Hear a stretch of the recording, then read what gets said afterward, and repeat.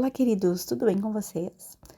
No nosso pod de hoje, vamos ver algumas características gerais, alguns fatos importantes que marcaram a Primeira República no Brasil, também chamada de República Café com Leite e República dos Coronéis. Vamos lá?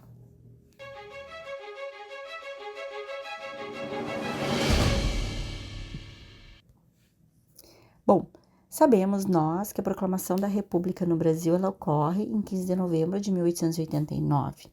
Então, deixamos de ter uma monarquia e passamos a ter uma nova forma de governo, um presidente nos governando.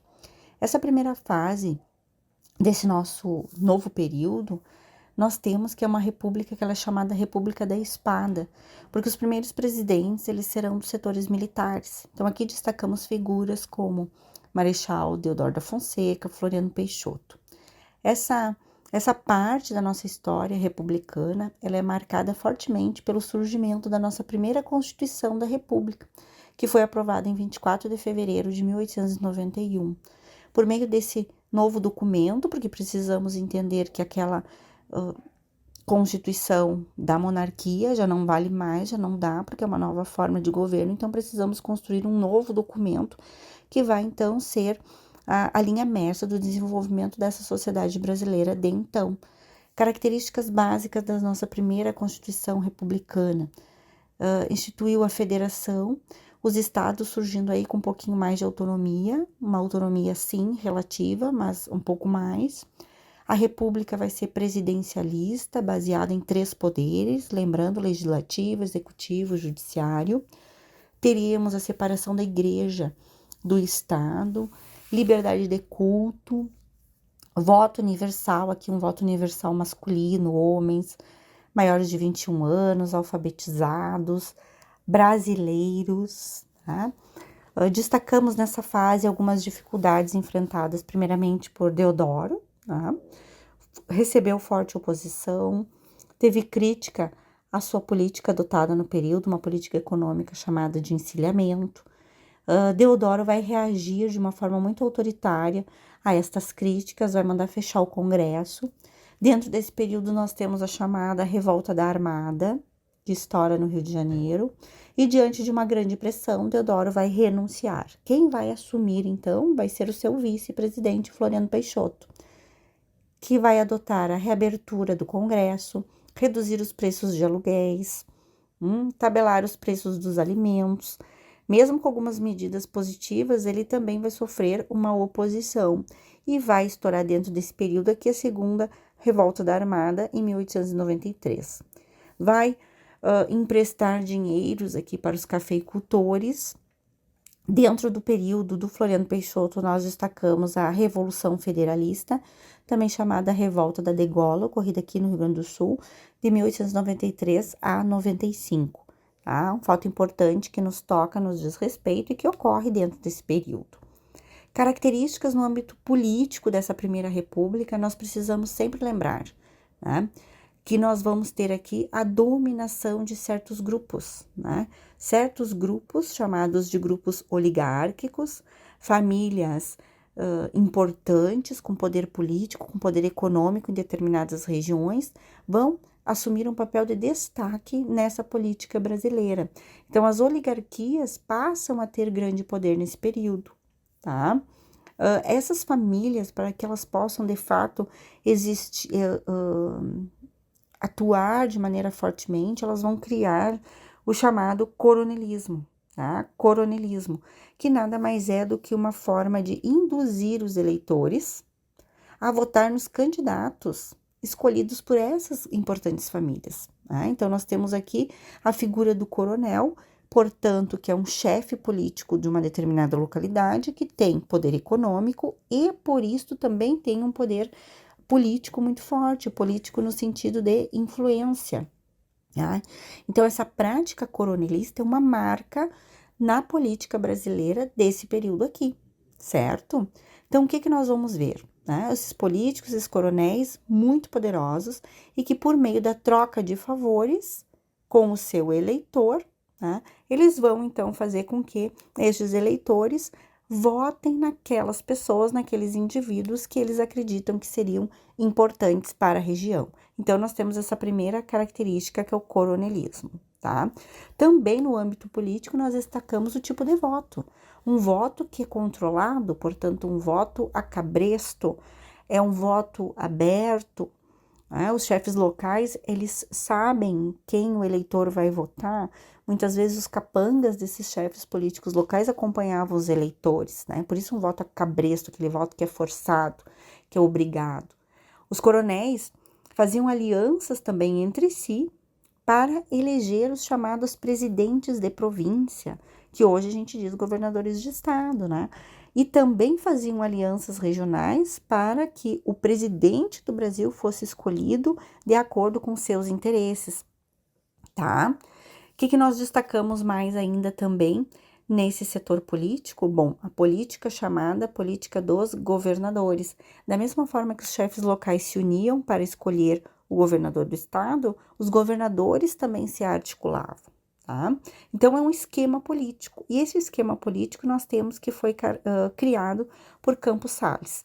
É um esquema baseado, então, em alianças e troca de favores, que uniam, de uma certa forma, lideranças municipais, estaduais e o governo federal, tá? O governo, lembrar sempre um esqueminha básico que nós temos, né? Os coronéis aqui na localidade conseguem votos para os governadores de estado e os governadores de estado conseguem votos para eleger um governo federal, tá? De outra parte, eu tenho o governo federal dando apoio político, fazendo financiamentos, enviando recursos aos governadores de estado que os ajudaram a eleger, e estes, por sua vez, mandam verbas e fazem benefícios para os chefes locais que também contribuíram para essa vitória, tá? Então, nós temos que pensar aqui nesse ponto, nessa articulação entre essas lideranças, tá? Entre coronéis locais, governadores de estado e o governo federal. No âmbito da economia, nós vamos ver aqui que o café vai ser o grande produto, o nosso produto de maior êxito, um produto voltado para a exportação, aquele produto que projeta o Brasil no cenário econômico. Vai ser, portanto, o nosso principal produto de exportação. Nós vamos ter o lugar de São Paulo, o estado de São Paulo, como aquele de ponta na produção do café. Minas Gerais também temos produção de café em Minas Gerais, mas também em Minas nós temos uma grande produção leiteira. Estes estados, por serem fortes economicamente, eles vão conseguir com frequência eleger os presidentes da República, porque lembre sempre do esquema que nós estudamos, no sentido de que há uma articulação política que envolve favorecimento financeiro, favorecimento político, não é? Então, se nós temos dois estados ricos, nós precisamos também concluir que esses estados vão, por meio desse jeito de fazer política, conseguir frequentemente eleger o presidente. Por isso que essa primeira república, ela também é chamada República do Café com Leite, fazendo referência a esses estados que conseguem eleger o maior número de presidentes aqui. Nesse período, o Brasil é basicamente rural e tem a sua economia baseada, então, na agropecuária, tá? Isso é um fator importante da nossa economia. Também no aspecto econômico, destacamos já aqui o início de uma industrialização, surgimento da classe operária. Então, durante essa primeira república, nós vamos ter um crescimento constante no número de indústrias no Brasil. As causas que nós destacamos aqui para esta industrialização: investimentos de capitais nacionais, né? A exportação do café, ela vai fazer com que a gente tenha a entrada de muitos recursos, disponibilidade de matéria-prima, mão de obra barata, desenvolvimento do setor de transportes, né, levando produção aos diversos portos no Brasil. São Paulo vai se destacar como um núcleo industrial muito forte, ramos têxtil, alimentação, vestuário. A região sudeste em si, ela vai ser a mais industrializada no Brasil nesse período, tá? Esse processo de industrialização, ele vem acompanhado também de uma urbanização. Só que essa urbanização não vem de uma forma ordenada, projetada. Então, a característica dessa urbanização nesse período é justamente um crescimento desordenado, não planejado. E isso traz consequências graves, né? Então, todas as situações que as grandes cidades enfrentam hoje, né, atualmente, nós devemos a esse processo de industrialização que não foi planejado no Brasil. tá? O centro vai passar a ser visto como um local de diversão. Então, no finalzinho do 19, início do 20, nós precisamos entender que esse é um período em que nós olhamos para a Europa. Europa é o centro de desenvolvimento. O que é moda lá, o que se faz lá deve ser seguido. Então, nesse período, as cidades europeias, elas estão projetadas no sentido de que o centro da cidade seja um lugar de lazer, de diversão. Então, nós temos a projeção de praças, ruas largas, cafés, né? Teatros. Bom, se é assim lá nesse lugar que eu considero muito desenvolvido, então eu vou aplicar essa ideia aqui no Brasil. Então, no início do século XX, nós começamos a projetar este modelo de cidade. Só que nós precisamos perceber que a cidade, que os centros urbanos e o centro da cidade mesmo, ele era o lugar de muitas pessoas pobres viverem ali no Brasil no início do século XX. Por quê? Porque nós não tínhamos um sistema de transporte eficiente. As pessoas procuravam, portanto, morar no centro, onde estavam as atividades comerciais, né? Carregar um produto de um lugar para o outro, alguém estava chegando de viagem, ajudar com as malas, né? O sapateiro, né? Os diversos, carregar flores, carregar produtos. Então, essas atividades eram as fontes de renda dessa população pobre que, portanto, habitava o centro, nos lugares chamados de cortiços, habitações precárias, muito precárias, mas eram ali no centro. Por quê? Porque eu tinha fácil deslocamento, eu conseguia fazer uma atividade econômica para garantir o meu sustento do dia, por exemplo. Quando essa ideia é importada para o Brasil, o que nós vamos ver? O chamado bota abaixo. Então, em diversas cidades, notadamente Rio de Janeiro, São Paulo, nós vamos perceber isso, essas demolições dessas habitações precárias. Por quê? Porque ali nós precisamos construir largas avenidas, colocar um café, né, o teatro, porque lembra, centro é lugar de diversão. Então, essa ideia que é importada, ela traz muito prejuízo para essa população mais pobre. Essa população vai ter as suas residências destruídas e não vem uma medida social, uma política pública que cubra isso. Não, as populações, elas vão se perceber na rua do dia para a noite, literalmente, e vão habitar onde? Né? Então, nós vamos ver aqui o deslocamento dessa população pobre para os morros, dando origem ao que hoje a gente chama de favelas, né? Então, essas populações, elas são expulsas do centro da cidade, porque o centro é visto sob uma nova perspectiva agora, tá? Bom, também nós temos, vindo junto com essa industrialização, esse processo de urbanização, o crescimento da energia elétrica, surgimento aqui de linhas de bondes elétricos para ajudar nesse deslocamento interno, tá?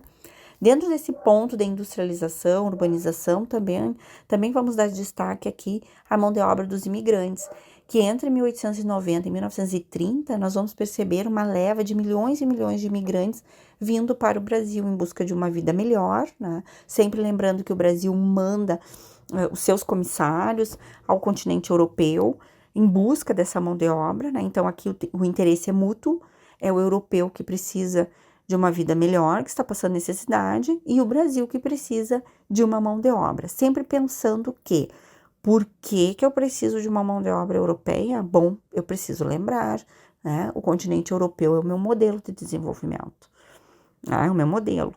Lá está sendo criadas, já nessa época aqui, fim do 19, início do 20, já tem teorias surgindo, ideias sendo propagadas de que existem raças que são melhores que outras. Hoje sabemos, raça humana, né? Não existe raças, mas nessa concepção aqui, nesse momento histórico, fim do 19, início do 20, sim.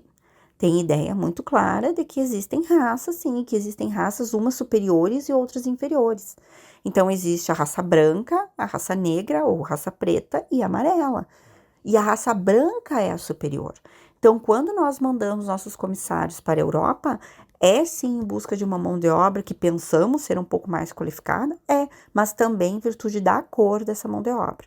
Porque nós queremos projetar no Brasil, projetar um Brasil com uma mão de obra branca e que essa mão de obra branca aos poucos contribua também para uma miscigenação, para um branqueamento da raça brasileira. Porque olhamos para o Brasil e vemos que o Brasil, a maioria, é formada por cidadãos da raça negra, né? E o país desenvolvido, lá o país europeu, a maioria da população é formada por que raça? Então, esse é o entendimento que tu tem que ter. Nós não podemos ir para esse final do século XIX, início do XX, com o pensamento que nós temos hoje, né? Não, as concepções que nós temos hoje nós deixamos de lado. Nós precisamos sempre entrar naquele período histórico e visualizar como que eles pensavam, tá? Então, é dessa forma, quando eu explico, é justamente isso que eu faço, é me colocar lá naquele lugar. Então, nós pensamos aqui, nós brasileiros, né, que nós precisamos branquear a nossa raça. Então, é interessante trazer essa mão de obra imigrante, tá? Então, essa mão de obra, que a maioria vem do continente europeu, é porque são considerados superiores e vão contribuir para esse branqueamento da raça, certo, queridos? Outro ponto que destacamos aqui é justamente a questão das revoltas urbanas e rurais que vão acontecer nessa Primeira República. Regra básica, né, é o tipo de tratamento que o governo federal dispensa a essas revoltas. Seja urbana, seja rural, nós vamos ver pessoas questionando alguma medida do governo federal, questionando o alijamento social, né, a não importância, o não olhar para os grupos mais vulneráveis. E o governo federal sempre vai tratar com violência, né, juntamente com governos estaduais e chefes locais. Então, não há aqui uma preocupação em ouvir os revoltosos, em construir uma medida que venha no sentido de apaziguar a sociedade, tá? Então, esse é o tom, o tratamento violento com o qual o governo federal trata essas questões. A primeira revolta que nós destacamos é a revolta de Canudos, é uma revolta rural, que nós podemos dizer, né, no sertão nordestino, contexto de carestia, desemprego, autoritarismo dos coronéis locais, descaso com a população pobre por parte dos governos, né? Destacamos aqui o Antônio Conselheiro como o líder dessa população.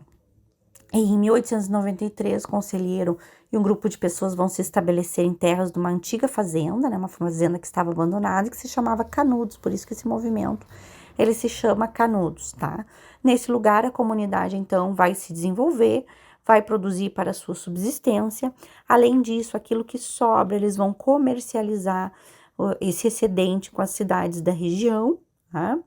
A própria religião, né? O trato da espiritualidade passará a ser aplicado ali mesmo, na localidade, na própria fazenda, tá?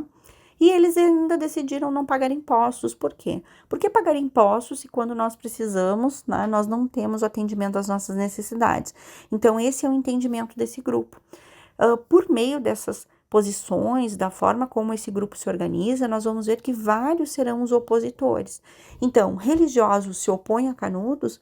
Por quê? Porque essas pessoas que estão indo para a fazenda de Canudos não têm mais necessidade de ir até uma igreja, e sempre lembrando aqui que ainda a igreja católica é muito forte, né? Então, ela vê, por vezes, sua igreja sendo esvaziada.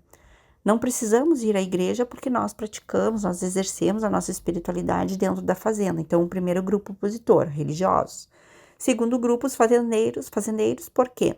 Porque a notícia se espalha de que existe um lugar no sertão nordestino em que as pessoas estão vivendo de uma forma comunitária, se ajudando, comercializando com cidades ao redor. Então, tem uma vida melhor. Então, muitos, os que podem, acabam fugindo, e os fazendeiros ficam, então, sem a sua mão de obra, aquela mão de obra barata que eles exploravam, tá? Os comerciantes, né? Os comerciantes vão se opor a Canudos, por quê? Porque visualizam ali concorrentes no comércio, porque Canudos também vende produtos, né? E outro grupo que fortemente vai se opor serão os governos locais e estaduais, porque a população não vai pagar tributos, não vai contribuir, tá? O desfecho desse movimento, em 1897, o Arraial foi completamente devastado, tá? Dinamites, balas de canhão foram utilizados para massacrar a população local, né? Então, perceba o tom do discurso aqui. Contestado também é uma outra revolta rural que nós temos. Aí aqui a gente vem para a região sul, Santa Catarina e Paraná. Área contestada por esses dois estados, né? Então por isso chamado contestado. Outro movimento de sertanejos vai ocorrer aqui nesse lugar. Contexto, um contexto de tensão social na região, porque os coronéis locais vão expandir cada vez mais suas fazendas de gado, de erva mate. Essas terras pertencem a indígenas, a poceiros, né, que vão se ver diante de coronéis invadindo as suas terras para aumentar a sua lucratividade.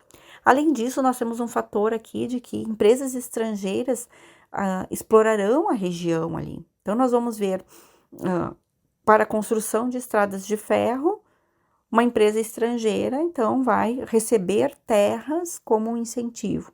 E essa empresa vai poder lotear essas terras e revender. Mas essas terras têm dono, lembra?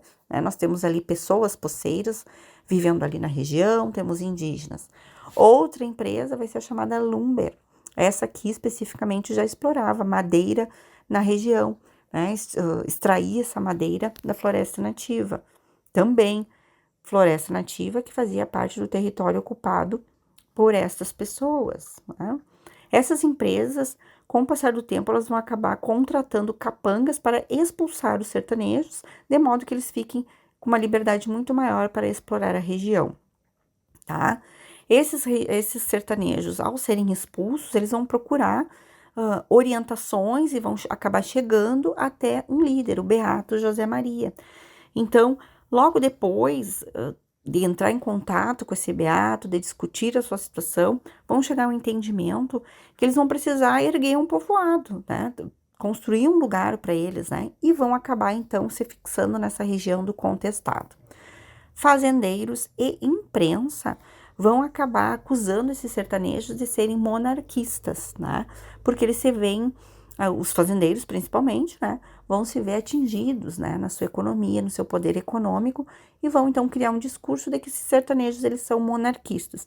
Como nós estamos num período de recém-inauguração de uma república, onde ainda existem grupos adeptos da monarquia, que defendem que a monarquia deve ser restaurada, então nós temos um governo que olha com muita força quando o discurso é esse, de que é um grupo de monarquistas. Por quê? Porque o interesse é sempre sufocar. Nós estamos numa nova forma de governo e queremos que ela perpetue, né? Então, esse argumento sempre foi muito utilizado, muito bem utilizado, diga-se de passagem. O governo do Paraná vai mandar forças militares, né, para a região do contestado. Vamos ter confronto, violência, massacre dos sertanejos. O presidente da época, Hermes da Fonseca, vai enviar tropas também. E o fim do contestado é como qualquer outra revolta que acontece no período, né? As vilas são arrasadas, muitos sertanejos mortos. E ao fim e ao cabo, nós vamos ver o governo de Paraná e Santa Catarina chegando a um acordo sobre os limites dessa terra que até então era chamada de contestado. Vamos agora para as revoltas urbanas, né, de caráter urbano. Revolta da vacina, né? Presidente Rodrigues Alves aqui, ele decide modernizar, higienizar o Rio de Janeiro, lembra o início ali da minha fala, eliminando cortiços, né, embelezando a área central, vai dar início a uma figura chamada bota abaixo, moradores vão ser expulsos, vão ocupar as periferias, como eu já falei para vocês. 1904, nós vamos ver uma lei que vai passar a exigir a vacinação aqui contra a varíola, exige que a população se vacine. O que tu tem que pensar? Que os centros urbanos, onde nós temos habitações precárias, aí não só no centro mesmo, mas aí nas periferias, né? Onde nós temos habitações precárias, não temos coleta de lixo, não temos uma educação nesse sentido, é comum, sim, que a gente tenha um ambiente insalubre para a população viver. E no centro não era diferente, então muito lixo atrai bichos, entre aspas, né, e acabam também contribuindo para a proliferação de doenças. Então, nós temos aqui uma preocupação muito grande. Vai se destacar nesse sentido o chamado médico sanitarista Oswaldo Cruz, que ele vai dedicar muito empenho em combater os surtos de varíola, febre amarela, peste bubônica, né, que é transmitida pela pulga do rato, já sabemos, né. Uma vacina sem esclarecimento e com violência vai gerar revolta, né, gente? Então, o que nós temos? Nós temos uma lei obrigando a população a se vacinar, mas o que é vacina? O que é a vacina? Para que ela serve? Como que ela é feita? Então, tudo isso são informações que nós temos hoje, né? Nós temos hoje com muita frequência. Mas nessa época não houve esse esclarecimento, houve sim uma obrigatoriedade de se vacinar. Se a pessoa não queria porque não sabia o que era, o que ia acontecer, muitas vezes ela era violentada no sentido de que policiais iam junto com os agentes de saúde para fazer essa vacinação, né? Soma-se a isso demolições de suas casas, custos de vida elevado. Então surge aí de 10 a 16 de novembro de 1904 a chamada revolta da vacina. Foi uma revolta então popular motivada por essa situação complexa. O governo, qual a atitude do governo mesmo? Bom, é de sempre, né? Repreender o movimento. Vamos repreender, vamos ter líderes presos, enviados ao Acre, gente, um território que foi incorporado ao Brasil em 1903. Veja, recentemente incorporado, né? Porque essa aqui se dá em 1904. Então, no ano anterior, ele foi incorporado ao Brasil. Então, era uma terra ainda inóspita. E justamente esses líderes, essas pessoas mais influentes do movimento, foram mandadas para lá. Mas o movimento também surtiu um efeito positivo, né? Também surtiu um evento positivo, que foi a suspensão momentânea da obrigatoriedade da vacina. Então, isso é um ponto positivo, tá? Por fim, vamos destacar a revolta da Armada, gente. Revolta da Armada temos no Rio de Janeiro, tá? Melhor dizendo, revolta da Chibata, né? Também no Rio de Janeiro. Aqui nós temos pessoas da Marinha, trabalhadores da Marinha se revoltando devido aos maus tratos, ao preconceito, ao racismo ocorrido na Marinha, era frequente. Então, nós vemos um grupo de marinheiros se revoltando, articulando, exigindo um melhor tratamento e fim dos castigos físicos. Porque apesar de nós já termos acabado com a escravidão, onde o tom da escravidão era violência, essa população negra que fazia parte da Marinha sofria ainda castigos físicos muito fortes, né? Como a chibata, levavam chibatadas. Isso é um castigo físico praticado corriqueiramente no período de escravidão no Brasil, e o que ainda era praticado nos setores da Marinha. Então, essa revolta da chibata, ela ocorre justamente como uma resposta, né? Um movimento que pretende que se acabe, né? Que se acabe com esses castigos físicos e que também venha junto o respeito àqueles marinheiros negros, né? Que não tenha mais o racismo na Marinha. Nós vamos ver no primeiro momento um discurso do governo de que sim, de que seria atendido, né, que seriam atendidos os seus pedidos. A resposta, todavia, foi que os líderes acabaram sendo expulsos da Marinha. Tivemos um segundo movimento, né, uma segunda resposta aqui, tá? Então, veja que o resultado é sim uma determinação, né, uma determinação do fim dos castigos físicos, mas a represália veio. Tá? Veio sim. Vamos para um outro ponto chamado movimento operário. Esse movimento operário, ele surge quando nós temos, então, a criação e o desenvolvimento das fábricas no Brasil. Esse movimento operário, ele está vinculado, então, ao nosso processo de industrialização, de urbanização. Preciso pensar que as ideias de revolta, as ideias de luta por direitos trabalhistas, né? Vamos trabalhar 8 horas diárias, é isso que nós queremos, 8 horas, e não 14, 16 horas, né? Queremos melhores condições de trabalho, queremos respeito, queremos um salário melhor, digno, né? Então, esses são os objetivos desse movimento operário. Essas ideias, elas vêm acompanhadas em muito com os imigrantes, né? Lembra que falamos, minutos anteriores, a introdução de imigrantes europeus? Bom, esses imigrantes europeus já estão há muito tempo lutando, ouvindo falar, participando de lutas operárias. Então, quando eles vêm para cá para trabalhar, seja lá na fazenda de café, ou vai para uma cidade, no centro urbano, e consegue um emprego numa fábrica, eles vão se deparar com condições de trabalho muito precárias, né? Então, surge esse movimento operário aqui muito forte, né? Essas ideias, então, preciso lembrar, vinculadas ao socialismo, às ideias de anarquismo, né? São ideias que já estão no continente europeu tomando muita força. Jornais operários serão utilizados para divulgação dessas ideias de mobilização. tá? Esse movimento, portanto, ele é formado por brasileiros e estrangeiros. E as lideranças e os governantes brasileiros que vão sofrer, né, pressão dos empresários, eles vão, ao fim e ao cabo, tentar barrar a atuação desses estrangeiros aqui.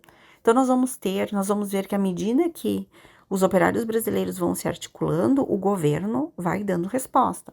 Veja que nós temos em 1906, tá, um primeiro congresso operário brasileiro. Imagina, um congresso, os operários se reunindo e discutindo e saindo daqui a ideia de lutar por 8 horas diárias. 1907, né, não muda, então nós vamos fazer o quê? Greves, né? Então nós temos aqui greves sendo iniciadas. Resposta do governo, a lei chamada Adolfo Gordo, que determinava então uma expulsão dos imigrantes para aqueles que participassem de greves. 1917, outra greve muito maior. 1922, fundação do Partido Comunista Brasileiro, vinculado também a essas questões, essas pautas do movimento operário. As greves vão acabar resultando, né, em promessas de melhoria nas condições de trabalho, mas, na realidade, muitas perseguições aos principais líderes do movimento, tá? Outro tópico, né, aspecto cultural aqui importante da gente fazer referência ao modernismo. 1922, veja só, né, o movimento operário numa ebulição, né? E aí surge esse modernismo. O modernismo aqui nós destacamos, né, como um movimento cultural, né, vai propor a reflexão das mudanças que estão ocorrendo no Brasil, que estão ocorrendo na Europa. Intelectuais e artistas vão pensar, então, que nós precisamos, né, produzir arte, refletir a respeito do Brasil, quem nós somos, o que é ser brasileiro, tá? Deixar um pouquinho a Europa de modelo de lado, fazer uma reflexão mais própria. Surge, então, a chamada Semana da Arte Moderna, que vai defender, então, essa produção artística mais própria, pensar o Brasil, pensar o nosso país com base naquilo que ele é. Destacamos artistas como Di Cavalcanti, Anita Malfatti, Mário de Andrade, Oswald, Gilberto Freire, com o livro, né, obra máxima, Casa Grande Senzala. Então, aqui vai abordar as questões da escravidão no Brasil, né, as marcas que deixa na nossa população. Sérgio Buarque de Holanda, raízes do Brasil, qual é a nossa raiz, por que o povo brasileiro é assim, tem essas características, né? Então, tudo é uma obra importantíssima aqui, marca, símbolo, né? Por fim desta aula, vamos destacar, ainda na década de 20, o chamado movimento tenentista, né? Que vai contribuir também para a chamada fim dessa Primeira República, né? Então, esse movimento tenentista, ele acontece já no finalzinho, porque nós sabemos que a Primeira República, essa República Café com Leite, ela vai de 1889, né, quando é proclamada, vamos colocar assim, quando é proclamada em 89 até 1930, quando em 1930 nós temos a chamada Revolução de 30, onde São Paulo e Minas, que até então estavam se revezando no poder, vão ser retiradas desse poder, e vai assumir o Getúlio Vargas, então. Né? Então, esse é um movimento Revolução de 30 que põe fim a essa Primeira República, essa república que nós estamos aqui estudando, república do coronelismo, do voto a cabresto, né? Do café como nosso principal e quase único produto, né? Onde os esforços estão maciçamente dedicados ao seu progresso, né? Então, no movimento tenentista, o movimento tenentista também é colocado dentro desse período aqui. Então, nós vamos ver que lá na década de 20, nós temos a forte corrupção dos governantes, né? O uso da violência, revoltas no campo, né? Revoltas no âmbito rural, no setor urbano e na área urbana ocorrendo, e a resposta do governo é a violência também, né? Então, são fatores que vão aos poucos motivar esse movimento tenentista, que é um movimento surgido dentro de um segmento militar, né? Os militares descontentes com o tratamento que eles recebiam por parte do governo federal, mas que também as oligarquias davam, né, a esse setor e a população como um todo. Então, em 5 de julho de 22, nós temos uma primeira revolta, a revolta do Forte de Copacabana. O governo interveio e os militares acabaram se rendendo. Tá? 5 de julho de 24, então 2 anos depois, nós vamos ter um novo levante. Aqui, esse levante é importante porque nós vamos ter uma figura imponente aqui, né? Nós vamos ter esse levante sendo formado pela coluna paulista mais a coluna sulista. E essa coluna sulista sendo comandada por Luiz Carlos Prestes, dando o nome, né? A coluna Prestes. O movimento que vai iniciar e vai ter ideia de percorrer o interior do Brasil a fim de que conseguisse apoio popular para sua luta, né? Os combatentes vão ser fortemente, esses combatentes, né, da coluna Prestes vão ser fortemente repreendidos. Nós vamos ver que a luta, a batalha será longa, vai trazer um grande desgaste para esse grupo. Os que vão conseguir, então, sobreviver, eles vão acabar se refugiando na Bolívia e no Paraguai. E depois, quando os anos passam e nós temos a queda dessa política do café com leite, essa Primeira República, e surge no poder Getúlio Vargas, nós vamos ver que ele vai dizer para esse grupo que esse grupo pode retornar ao Brasil, que eles não vão ser presos, né? A grande promessa. Aqui no Brasil, como eles verificam que a situação social não muda, eles vão dar prosseguimento. Esses líderes que regressam, e aqui Luiz Carlos Prestes, né, um grande nome, que regressa para o Brasil, ele segue fortemente atuando em causas sociais, marcadamente já dentro desse Partido Comunista Brasileiro, divulgando ideias socialistas, né? Então, nós vamos ver que posteriormente Getúlio Vargas, o seu governo, então, vai tratar de persegui-lo, de combatê-lo, tá? Mas nesse momento aqui, dentro ainda dessa Primeira República, nós vemos a fuga desses combatentes, os que conseguem, né? Eles fogem, ficam um período fora e depois, aí sim, no governo Vargas, eles vão ter essa permissão para regressar, tá, gente? Então, são esses fatores aqui que nós destacamos, são essas características que nós destacamos dentro desse período chamado de Primeira República, tá? Marcadamente, coronelista, voto a cabresto, então isso é muito forte, voto aberto, né? Violência para com a população. De outra parte, eu tenho urbanização, industrialização, movimento operário, Semana da Arte Moderna, então é um período denso, é um período riquíssimo da história brasileira, tá? Espero que vocês tenham compreendido, que ajude vocês nos estudos e vamos lá, vamos em frente. Até mais!